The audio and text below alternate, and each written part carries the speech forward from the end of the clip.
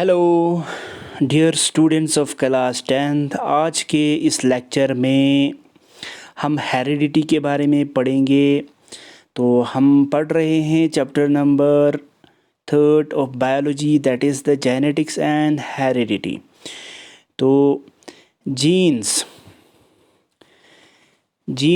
एक basic term है इस चैप्टर का। इसके बारे में हमने पिछले वाले लेक्चर्स में अच्छे से डिस्कस किया है।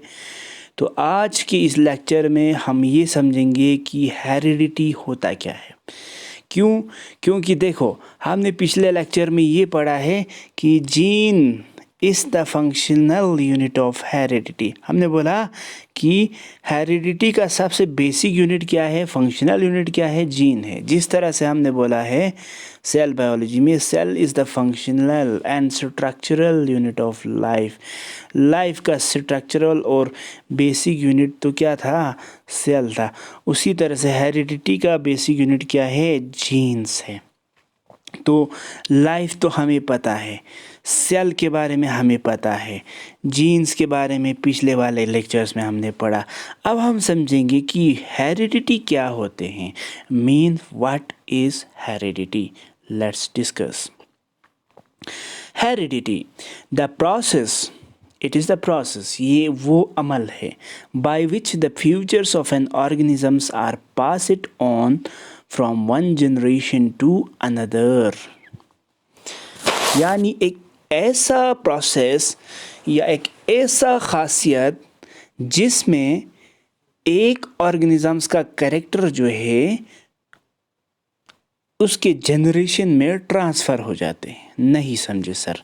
देखो क्या होते हैं, फिर से मैं आपको एक एग्जाम्पल के हिसाब से समझाऊंगा। तो फॉर एग्जाम्पल, एक फादर है जिसका हाइट काफ़ी टॉल है, ठीक है। दूसरा मदर है, इसके पास भी बहुत सारे कैरेक्टर है, जैसे बालों का कलर ब्लैक होना या ब्राउन होना, या इसका चेहरा जो है ज़्यादा फेयर हो सकते हैं, यानी ज़्यादा वाइट। उसके अलावा इसका कद जो है छोटा हो सकते हैं, ठीक है। तो ये सारा क्या है, एक तरफ से कैरेक्टर है, या जिसको हम बोलते हैं फ्यूचर्स बोलते हैं, ठीक है। The process by which features of an organisms are passed, हमने बोला फ्यूचर्स पास हो जाते हैं। फॉर एग्जांपल, फादर में टॉलनेस है और मदर में शॉर्टनेस है, यानी ड्वार्फ है। मदर का हाइट जो है काफ़ी स्मॉल है। अब होता क्या है, जब इन दोनों के बीच में जो सन या डॉटर पैदा होगा तो उसका हाइट टॉल होगा या शॉर्ट होगा, टॉल होगा या शॉर्ट होगा। देखो, फादर का कैरेक्टर टॉल, स्पर्म में टॉल का कैरेक्टर आएगा। मदर का कैरेक्टर स्मॉल, तो ओवम में क्या होगा, स्मॉल होगा। अब अगर इस सन का कैरेक्टर, अगर ये सन जो है इसका हाइट अगर बहुत ज़्यादा टॉल होगा, तो हम ये समझेंगे ना कि इसका टॉल कैरेक्टर किससे आया हुआ है। इसका टॉल कैरेक्टर जो है ज़रूर और ज़रूर फादर से ट्रांसफ़र हो चुका है, फादर से कैरेक्टर जो है ट्रांसफ़र हो चुका है। इस तरह से कैरेक्टर के ट्रांसफ़र होने को हम बोलते हैं हेरिडिटी बोलते हैं, ठीक है। क्योंकि एक जनरेशन, जैसे first generation, father and mother is the first generation, son is the second generation और जनरेशन में क्या हो गया, कैरेक्टर ट्रांसफ़र हो गया। तो ज़रूरी नहीं है सिर्फ एक ही कैरेक्टर ट्रांसफ़र हो, साथ साथ में 2 या 3 कैरेक्टर भी ट्रांसफ़र हो सकते हैं। फॉर एग्जांपल, मदर में एक कैरेक्टर अगर हम देखेंगे तो मान लो अगर ये फेयर है, ठीक है, यानी इसका चेहरा काफ़ी साफ और फेयरनेस होगा। तो फादर का कैरेक्टर अगर देखेंगे काफ़ी गोरा है, मतलब थोड़ा ब्लैक टाइप का होगा, ठीक है। तो अगर सन में कैरेक्टर टॉलनेस जो है फादर से आ गया, और टॉल के साथ इसका अगर चेहरा जो है फेयर होगा, तो उस टाइम हम ये बोलेंगे ना कि इस सन का जो फेयर कैरेक्टर है वो किससे आया, वो मदर से आया है, ठीक है। और टॉल कैरेक्टर किससे आया है, टॉल कैरेक्टर जो है फादर से आया है। तो ऑफस्प्रिंग में कैरेक्टर ट्रांसफ़र हो रहे हैं, ऑफस्प्रिंग्स में कैरेक्टर जो है वो क्या हो रहे हैं, ट्रांसफ़र हो रहे हैं, ठीक है, जनरेशन टू जनरेशन। इसी प्रोसेस को तो हम क्या बोलते हैं, हेरिडिटी। इसी प्रोसेस को हम क्या बोलते हैं, हेरिडिटी, वरासती। ठीक है, ठीक है, यहाँ तक समझ आया? आई होप आप लोगों को ये समझ आया होगा। तो थोड़ा सा और बढ़ते हैं। The process is done by jeans which define the characters in the organisms. अब देखो यहाँ पर मैंने बोला टॉल कैरेक्टर फादर का, फेयर कैरेक्टर मदर का, इसको ट्रांसफ़र करने वाला कौन है, ये जीन्स है बेटा। जीन्स अगर है तभी कैरेक्टर ट्रांसफ़र होगा। क्यों?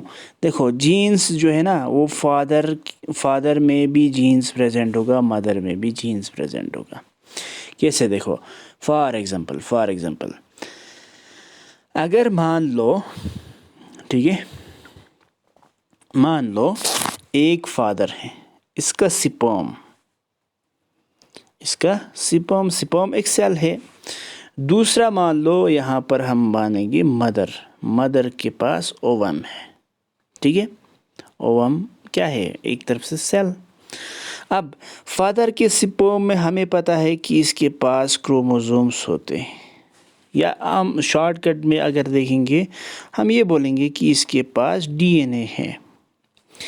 अच्छा, उसी तरह से अगर मदर का भी अगर देखेंगे तो इसके पास क्या है, फॉर एग्ज़ाम्पल डीएनए है, ठीक है, दोनों के पास डीएनए है।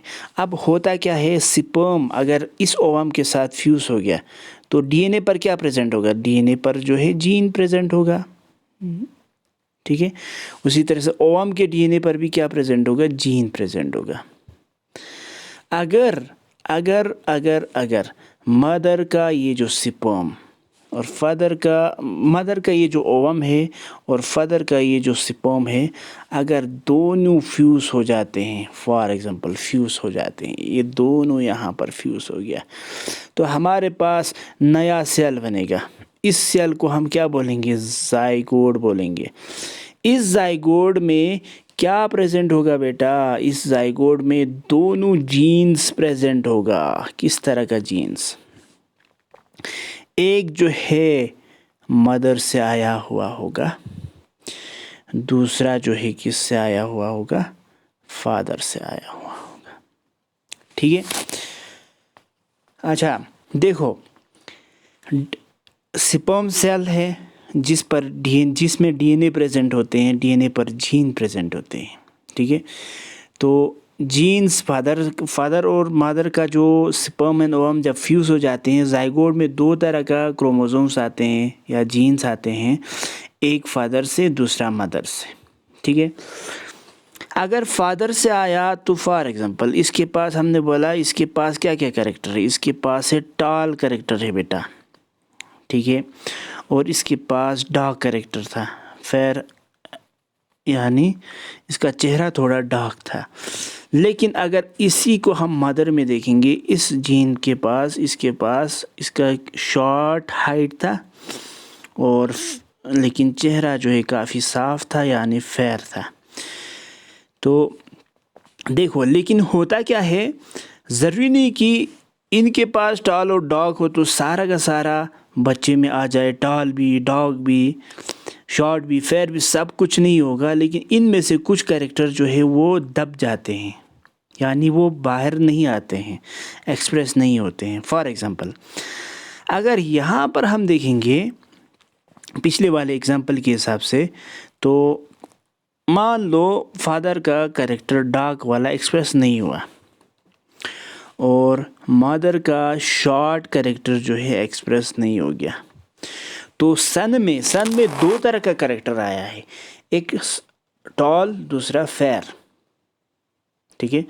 यानी ये जो बच्चा है या ये स्टूडेंट है या ये डॉटर है, उसमें उसका कद काफ़ी लंबा होगा और उसका चेहरा जो है काफ़ी साफ होगा।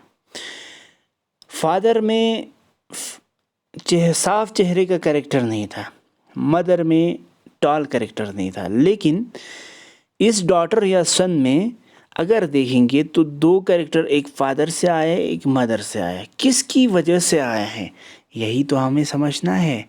स्पर्म और ओवम फ्यूज़ हो गया ना, तो यानी एक तरफ से क्या हो गया, डीएनए फ्यूज़ हो गया। जीन्स की वजह से आते हैं ये जो ट्रांसफ़र ऑफ कैरेक्टर्स, जो चीज़ करते हैं ना उसको हम जीन्स बोलते हैं, उसको हम क्या बोलते हैं, जीन्स। जीन्स कैरेक्टर को ट्रांसफ़र कर देते हैं, ठीक है।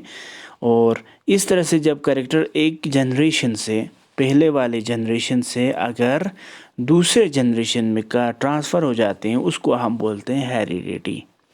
हेरिडिटी करने का मेन रोल जो है वो जीन्स करते हैं। Gene plays an important role in the heredity. और हेरिडिटी में कैरेक्टर जो है पास हो जाते हैं। Features are passed from one generation to another generation. Okay, I hope आपको ये समझ आया होगा। तो देखते हैं मेंडल्स वॉक, इसके बारे में हम नेक्स्ट लेक्चर्स में अच्छे से पढ़ेंगे। तो यहाँ तक मुझे सुनने के लिए थैंक यू सो मच।